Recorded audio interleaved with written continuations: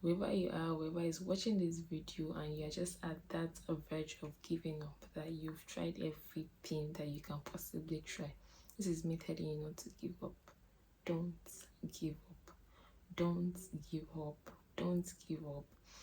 And this also brings me to me sharing my personal experience.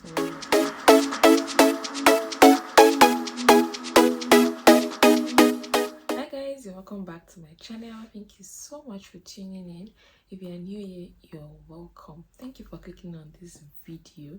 My name is Mujola Oluwalunike, and today I'm filming from the United Kingdom. I film on faith lifestyle here in the UK. Sometimes I film on air tutorials.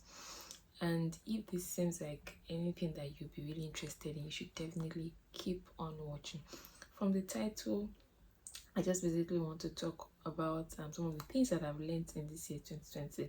This particular video is long overdue, but regardless, I'm still going to post it. I'm still going to make the video because I know that it's going to bless somebody out there. So if this seems like something that you would definitely love to see or would love to listen to, then you should definitely keep on watching. So yeah, so the very first thing I'm going to be talking about today is that you hold on to God regardless of the season that you are in right now. If you see me looking down once in a while, just now I'm trying to read out some of the things that I already penned down so that I would not forget. So first thing is hold on to God. Hold on to God tightly regardless of whatever season that you are in. This year has been a roller coaster of emotions, different experiences of things that we've been through. But I'm just telling you today, hold on to God. Hold on. It might seem like the year is almost over. What is going to happen? This is my desire that I really want God to do for me is not really coming to pass. Hold on to God. I'm just yesterday to hold on to God. This is one of the things that I've learned this year, and I just thought it would be really nice to share with people, with you that you're watching me right now. Hold on to God. God is a rewarder. Hold on to Him. Yeah, it's not easy when people tell you. I don't want to sound like all of those inspirational speaker or yeah, it seems they sometimes make it seem like it is so easy. People say like it's so easy, it's something that you can. It's not easy holding on to God, especially when you're believing Him for something, especially when it's something you've been praying for, especially if it's something you've been wishing for so badly. And I just want to tell you that you should hold on. Don't give up. Please do not give up. Keep pushing. Keep doing all that the Lord has placed in your heart to do. Keep doing it. Hold on to Him. One thing about God is that He's very, very intentional. God is intentional about us. He loves us.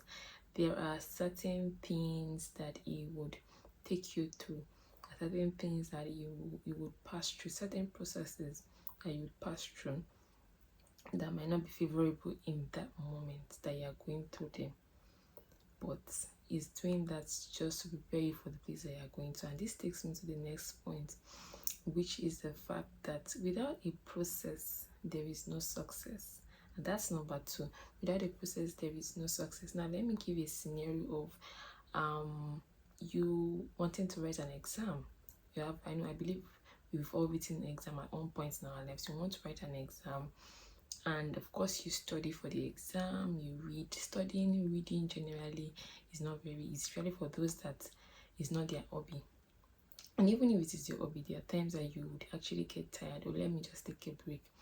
Reading, usually when they are studying for school exams, it's not as easy as it might seem. You have to put in the hard work, you have to put in your time, your resources, and so many other things. You have to dedicate your time to it. And studying generally is not exactly very interesting, yeah, I believe. So all of the efforts that you've put into it is the process for you to get your desired results. And so when eventually you write the exam and you pass, come out in beautiful flying colors, that is what we call the success. There is usually no success without the process. That's what takes me back to the first one, which is holding on to God. The process in which you are holding on to God is that process that will lead you to your success. processes are not easy. Waiting on God for something, waiting on God for your probably a job or marital blessing or whatever it might be that you are really holding on to God. See it as a process. God is taking you somewhere. God is leading you somewhere. Do not be tired. Do not give up. You're allowed to cry. You're allowed to be frustrated. You're allowed to, just sometimes want to give up. There's this feeling of I want to give up. I'm tired. I'm not even doing. But if you even give up, then what else? If you give up, then what? What are you going to do if you give up? I'm just here to tell you that without that process, there is really no success. You have to keep going, keep giving your best, and keep hoping for the best. God is a God of intentionality. He's very intentional about us. Whatever process it takes us through, He knows that you are capable of scaling through. He knows that you are strong enough to be able to go through that process. So don't give up. I don't think, maybe this is the end of the road. No, God is about starting something new in your life, and you need to wait till the very end to see that new thing that God wants to do in your life. So go through the process. Go through the process. I mean, for example, now doing my master's degree in the UK has been an extremely rigorous process, very stressful classes, writing, reading articles, writing essays and all of that. It has been a process, and not even an easy one. It has been an extremely tedious process. But at the end of the day, after seeing some of my results, I'm extremely happy. I'm excited that, oh yeah, this is what I really expected.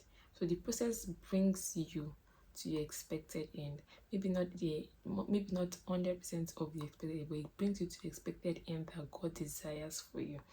So just go through that process, go through it, so that you would get your desired result.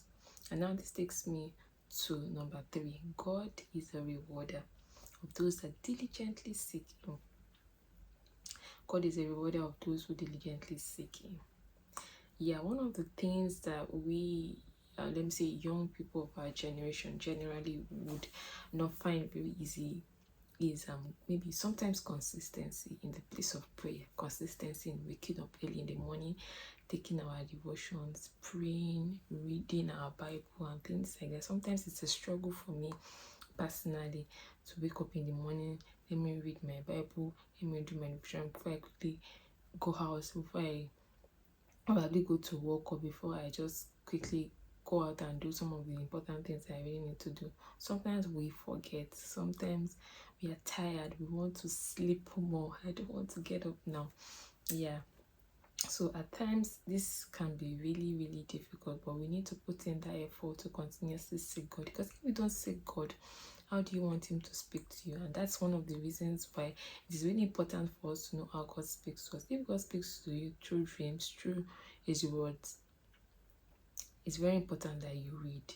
So if you say God speaks to me through dreams, are you going to be waiting? Is God going to be waiting on you to go and sleep first before He actually gives you a word?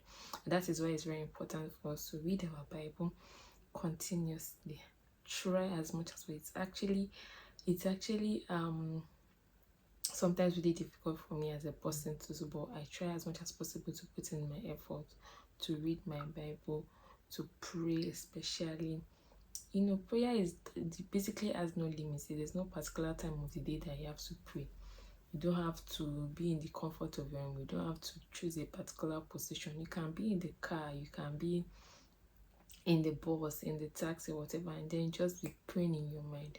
Prayer really has no particular time. So as much as possible, let's try to seek God consistently, seek Him diligently. When you seek Him, He is going to speak to you. When you seek Him, He is going to tell you what to do, let you know what to do. So continuously seeking God is one of the things that I've learned that we really need to do. We really need to keep doing as much as possible. Yeah, and that brings me to the 4th one, which is pray even when you have nothing to pray about. Yorubas will say ẹni tó bá mọnú rò ló máa mọpẹ́ dù, meaning that it's a person that thinks deeply is the same one that will be grateful. Because, for example, someone does something for you, maybe somebody gets you a gift, or somebody just renders you some sort of service, and it's probably been weeks ago or months ago, if you don't think about it, or if you don't remember, you might not be able to appreciate what that person has done for you. So pray, even if you don't have anything to pray. If you don't have anything to pray, thank God for some of the things that He has done and the things that He's going to do for you. So we should make prayer an habit. Make it an habit. Pray consistently and continuously. We should keep praying. Make prayer an habit. And that is just basically it for that. The fourth point, which is pray even if it seems like everything is okay. Especially if you are someone that is not in Nigeria, you don't need to pray for some of the basic amenities like lights, good road, and things like that. Prayer should be a lifestyle. We should continuously pray and pray. This is not to say that I'm perfect. I have some of my flaws, and there are times that I just quickly rush out and I don't pray, just do one fast prayer and then I'm off. We should make prayer a lifestyle and continuously seek God. It is very important. If we want to know every next step of our lives, we should continuously seek God. And that's how God is going to tell us what to do. Imagine you just getting up, going, not seeking God, not even asking God, oh, how are you doing? Or not having a relationship with Him. If you don't have a relationship with someone, there are certain things that you can't really discuss with Him. Imagine you not having a relationship with someone, and then one day you need some sort of help that is extremely important to you, and you just go and meet them like that. You don't have any form of relationship. It seems weird. I mean, some people might be lucky in that aspect to get the help that they desire, but this is also likened to our relationship with God. If we don't seek Him, how are you going to be able to have that relationship that you desire? So you have to continuously seek Him, read His word, pray as much as you can to have that relationship with Him. And so that brings me to another point, which is this is just basically not only in the spiritual aspect, but in every aspect of our lives. We need to have boundaries. Yeah, we need to have boundaries with friends, boundaries with family members, boundaries at work. At every point in our lives, we need boundaries. Okay, the lack of boundaries might keep you in position, but it's going to definitely keep you away from growth. So I'm not going to say too much about it, but the fact that it's really important for us to have boundaries. Boundaries are extremely important. It helps us to grow, helps us to understand, just as much as some people create boundaries with us as individuals or with family members or at school or at work, whatever it may be. It's important to have boundaries. Don't just let everybody in like that. Everybody, oh, you're nice, coming, oh, you're friendly, coming. We need boundaries. It's very important for us to set. Some people find it very hard to say no, or they find it very hard to not let certain people into their lives or into their personal business. It is really important for us to cultivate the habit of having setting healthy boundaries. And it's not about being mean. It's just going to help us grow as individuals and help us basically to know some of the things that we should accept and things that we really shouldn't accept. So these are some of the things that I've learned this year, and I think everybody or every individual should take note of it. And this is just me saying again that wherever you are, whoever is watching this video and you're just at that verge of giving up, that you've tried everything that you can possibly try, this is me telling you not to give up. Don't give up. Don't give up. Don't give up. And this also brings me to me sharing my personal experience of when I was going to leave Nigeria and come to the UK here. It was the process, processing the whole visa thing. It was extremely tedious. Man, it was extremely tedious. There were lots of times that I wasn't even sure how it was going to happen. The cost was a lot. There were so many hindrances. There were so many things that just wasn't working out, and I was like, how exactly am I going to do it? And it felt like there were times I felt like I couldn't breathe, like I didn't know what to do. I was helpless. but God came through every time.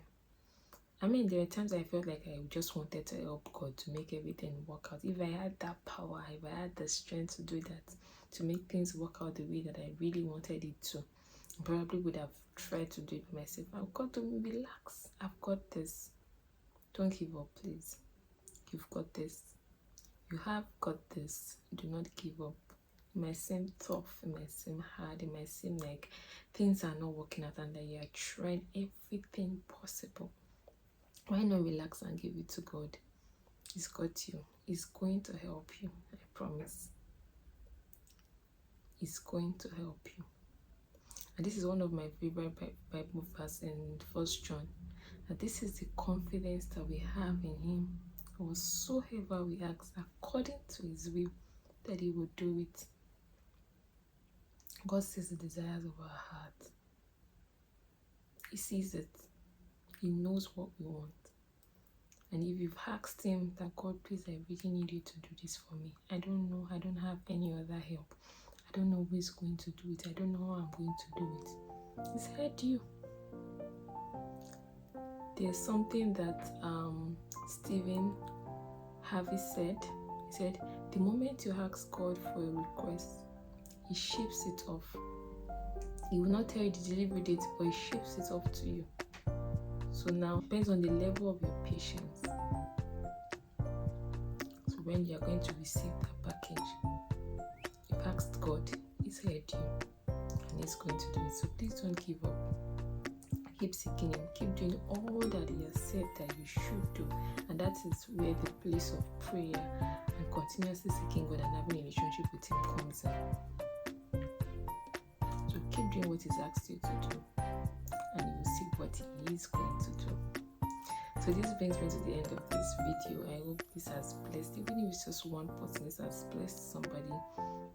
And I hope that you don't give up. I hope that you learn to set healthy boundaries. I hope that you keep praying even if it seems like you don't have anything to pray about. I hope that you truly learn to go through the process. I hope that you do not give up. Above all, and I hope that you continuously seek God. And so if you watched this video up to this point, thank you so very much. And I will definitely see you in my next video. Do not forget to like, don't forget to share, send this to somebody that might need it. And I'll see you again in my next video. Bye bye.